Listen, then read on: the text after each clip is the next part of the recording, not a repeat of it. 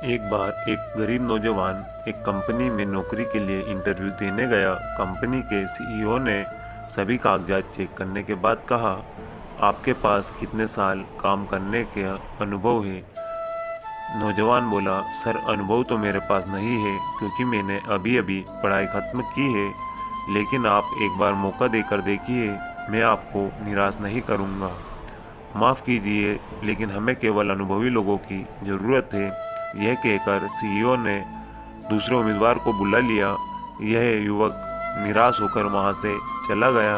इस घटना को कुछ साल बीत गए। एक बार वह कंपनी घाटे में जा रही थी। धीरे धीरे घाटा इतना बढ़ गया कि कंपनी बेचने की नौबत आ गई। काफ़ी खोजबीन के बाद एक बिजनेसमैन ने उस कंपनी को खरीदने के लिए तैयार हुआ। सौदा पक्का होने के बाद उस कंपनी के सीईओ ने बिजनेसमैन को कॉल किया और कहा, आपने हमारी डूबती हुई कंपनी को खरीदकर हमारे ऊपर बहुत बड़ा एहसान किया है। हम आपका ये एहसान जीवन भर नहीं भूलेंगे। बिजनेसमैन ने कहा, हमने आपके ऊपर कोई एहसान नहीं किया, बल्कि आपके एक एहसान का कर्ज अदा किया है। सीईओ ने अचरज से पूछा कि कब और कैसा एहसास? बिजनेसमैन ने याद दिलाया, आपको याद है कुछ साल पहले मैं आपके कंपनी में नौकरी मांगने आया था, लेकिन आपने अनुभव न होने की वजह से मुझे नौकरी नहीं दी थी।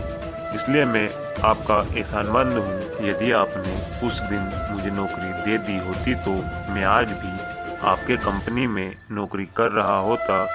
दोस्तों, जीवन में कई बार ऐसी नकारात्मक परिस्थितियाँ आती हैं जब हम यह सोचकर निराश हो जाते हैं कि हमारे साथ बहुत बुरा हुआ, लेकिन अगर सकारात्मक दृष्टिकोण से देखें तो हमारे जीवन में जो कुछ भी होता है अच्छा ही होता है।